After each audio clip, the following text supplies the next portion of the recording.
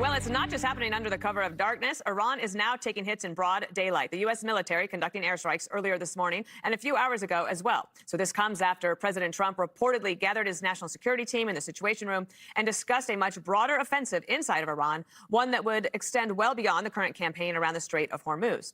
The commander-in-chief was out in Pennsylvania telling the regime that they better behave if they want to avoid bridge and power plant day.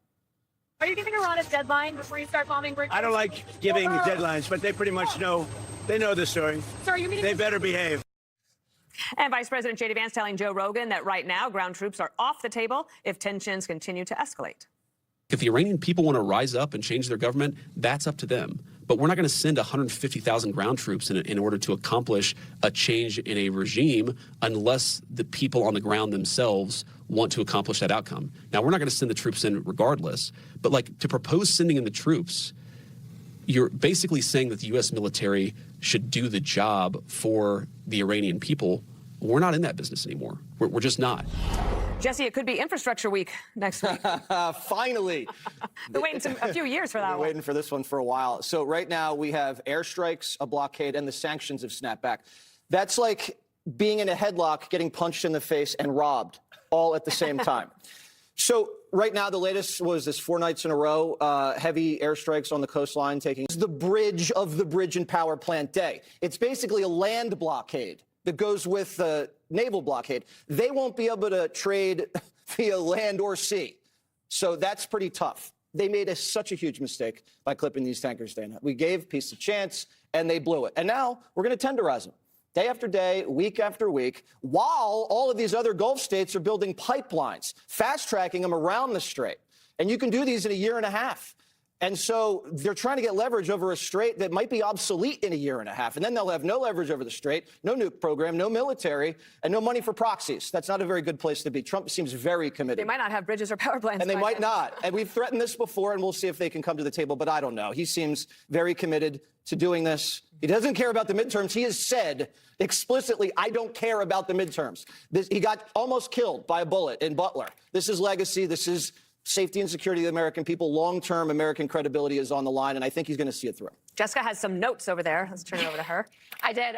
So Jesse's best case scenario is that maybe this is a good situation in a year and a half. That seems like a while to wait for. I think we have a good handle on things, Jessica. We haven't been hit. They get hit over and over and over again. Jesse, we were promised this started at 24 to 48 hours. Then it was a few weeks. Then it's a few months. It's been bridge and power plant day, I think 3 times, threatening to end the civilization. He says every day, or sorry. If it was as obliterated as you say it is, we wouldn't have any of these problems. That's the truth. It's one drone, Jessica. It's one drone. Okay, it's everything's one going tanker. great. I mean, Donald Trump has made it clear that if he can get on TV and say the markets love what's going on, that it's going to be fine. And the timing of it, you've even made jokes that things have got to be ready to go by Monday morning. You get a little off time in by the weekend. Commercial breaks. Oh, I'm sorry. Did I? Those jokes are off the record, okay. Jessica. Well, now they're on the record, Jessica. Okay. We're doing commercial break outing now. All right. I can't wait till next block. Fine. You get me in the B block. I get you in the A. Drop site. No, family show, Jessica. Family show.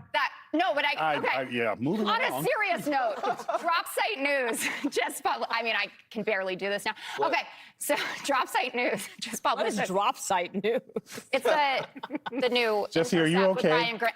Either way, okay, it's something that I made. It's a real site. Okay. Anyway, they have a piece out about an Iranian official who told them that Steve Witkoff and Jared Kushner are abusing their insider status for personal gain. We have talked about how much money they're making. An Iranian said that? I love that you said that. You told that to who? That was Drop site news? What's so funny about this is that that's exactly what you guys said to me when I talked about the MOU, right? That was allegedly leaked. And J.D. Vance, the vice president, sat next to me and said that I was parroting Iranian propaganda. And guess what? That MOU was word for word what it actually turned out to be. Yep. So you can mock me all that you want. Okay.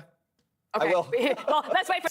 That is a major bombshell here, Jessica. And Is this It's like ESPN The drop Ocho. site news? It's the guys from The Intercept, so Ryan Grimm and Jeremy Scahill, is that how you pronounce it? Yes. Is their site? And they get a lot of the stuff about the Middle East right. Got it. I just didn't know that they had this new site. No, it's very Kennedy, exciting. Yes. On substance. I worry that Bridge and Power Plant Day is going to harm the Iranian people who've been held hostage by this regime for 50 years. And that's the thing that I worry about. It's and I know the vice president said, and rightly so, like, we are not there at the behest of other people in other countries doing their bidding. We are there to advance the cause of the United States of America, and that's how it always should be. But the problem is this could still turn into a quagmire. It still very much could be a long, protracted, unsolved thing, because we know the next person who ascends to the presidency, if it's a Democrat, they will just undo everything the president has done to say, well, I did the opposite of Trump, therefore it has to be the right thing. So, what are they going to do? Are they going to rebuild Iranian drone factories? None of that would surprise me. But I still look at this, and so much can go wrong, and it can all be so incredibly expensive. And it's like, what are we, the Bernie Sanders of the DOD now, just assuming we can write blank checks for everything? So, it's like, I am a bluff old traditionalist in terms of my limited government-ness. And I don't just think that government can be abused and corrupted, in the name of poor people like the socialists. We don't even know who we're dealing with. When the president says Iran is coming to the table, who is he talking about exactly? Like someone who will be dead very soon? Someone who hates the Ayatollah and wishes they were in charge and should be? And maybe like Jaylen Brown has a PhD? Like, who exactly are we dealing with? He's talking about the people that he's negotiating with Steve. And speaking of, but their bell gets unrung just as quickly as they agree to something. Tyrus, so we the can Iranians, also just wipe them out and negotiate with the next layer. Jesse, I'm about to hit you in the A so I can talk. so they've been warned. Yes, they've been. Are they going to accept the warning? Here's the thing. Iran doesn't play by rules. The president is still thinking of their future while trying to fix this. Because if he was like them, he would have blown up their oil fields. We don't need their oil.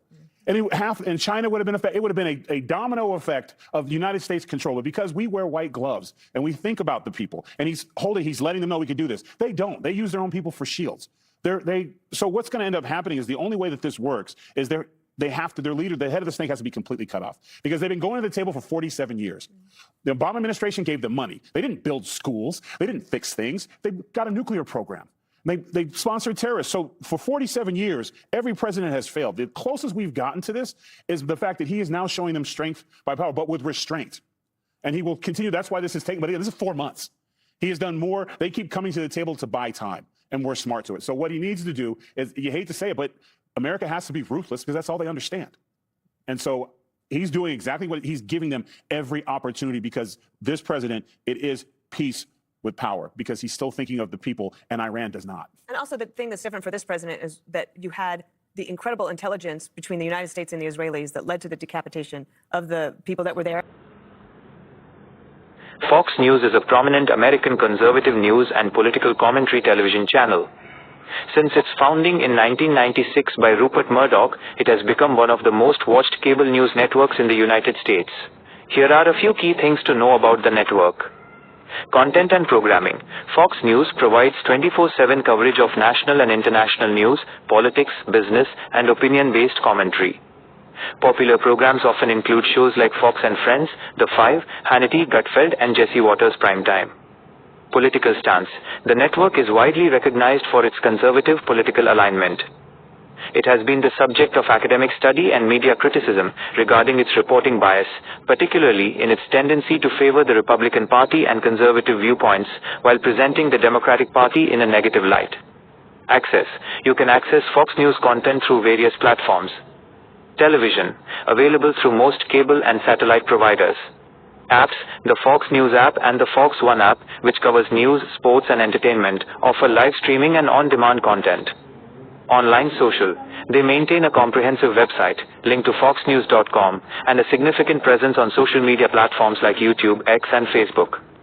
Other ventures. Under the broader Fox umbrella, the company also operates Fox Sports, which currently hosts 2026 FIFA World Cup coverage, Fox Nation, a streaming service with original documentaries and specials, and Live Now from FOX, a digital